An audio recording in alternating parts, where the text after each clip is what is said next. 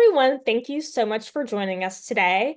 Today, we will be discussing how you can create, execute, and evaluate your very own OER marketing plan. Hi, everyone. By way of a quick introduction, my name is Sarah Bidwell. I am the Director of Creative Services, Marketing, and Communications here at OpenStax, and I've been a member of this team for going on 3 years now. And hi again, my name is Lindsay Josephs, she, her, and I am the higher ed marketing and communications lead here at OpenStax. I've been a member of our team for almost 4 years now. So Lindsay and I have done many marketing campaigns together over the years. And when we sat down to reflect on the most impactful campaigns that we've done, we realized that there are 4 critical elements that can make or break your marketing efforts. And these elements are in every single marketing campaign. And that is goal setting, audience identification, distribution tactics, and measuring and amplifying your success. When developing your OER marketing strategy, the very first thing that you'll want to do is set your goal. Your goal will serve as your North Star and will influence every single marketing decision that you make. We've included some of the most common OER marketing goals here on this slide, but ultimately, your goal should be what's best for your product, your bandwidth, your audience, and your skill set. We recommend using the SMART goals framework to create a strong result-oriented goal. SMART stands for specific, measurable, achievable, relevant, and time-bound. There are a lot of excellent SMART goal templates and brainstorming sheets that you can find online. Once you've created your goal, you can now move on to step 2. Great. Thank you, Lindsay. Once you have a goal in mind, it's time to shift to audience targeting, and this is mission critical to success. Each audience brings with them different pain points and objections to what you are offering. Quality marketing will address those pain points and objections with solution-based messaging. Students likely have different motivations and needs than instructors do, for example. And to drill down deeper, let's say students are more likely motivated by cost, whereas instructors might be more motivated by content quality or accessibility. And institution level adoptions might be looking at a combination of these items. So here on this slide, you can see some common objections to OER that we hear here at OpenStax. It's easy to say everyone is my audience, but we can tell you that in practice, it is not easy and or not appropriate to market to everyone. Once you've identified your goal and your audience, it's time to create your marketing materials. There are plenty of free resources out there to help you out. For example, if you're new to graphic design, Canva is an excellent free platform for creating social media graphics, flyers, and information booklets. There are so many different types of marketing materials you can create, and there are so many different platforms that you can post on. It can feel really overwhelming.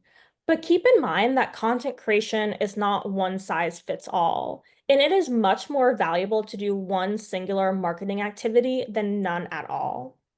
You don't need to create every type of marketing material out there.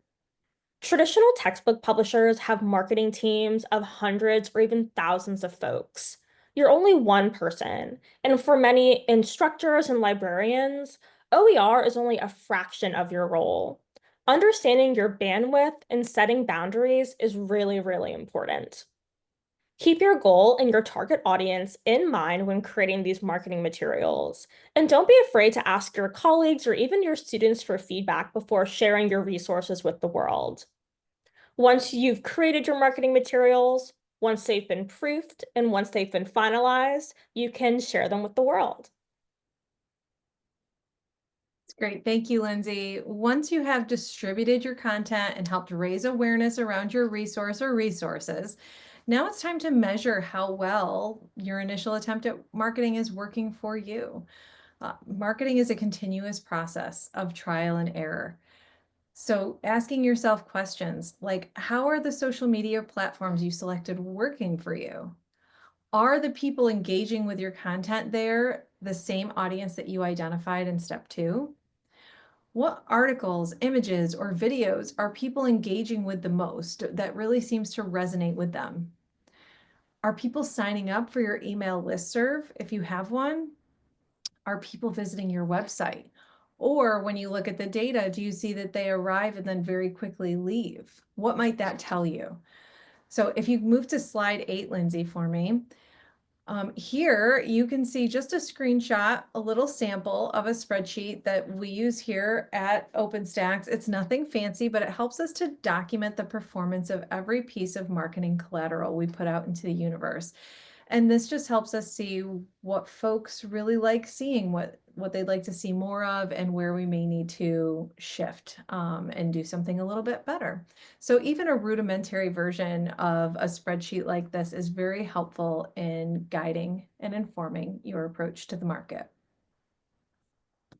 We put this strategy into action nearly every single day here at OpenStax. And one time it was particularly successful was when we marketed our organic chemistry textbook. Within 1 year of publication, we saved students nearly $4 million. We helped over 600 instructors teach amazing organic chemistry courses, and we helped students at over 500 schools learn. Ultimately, this is money that students can put towards rent, towards food, and towards other educational expenses. We amplified our success by applying for a Bestie, a Best in Education award, which we won.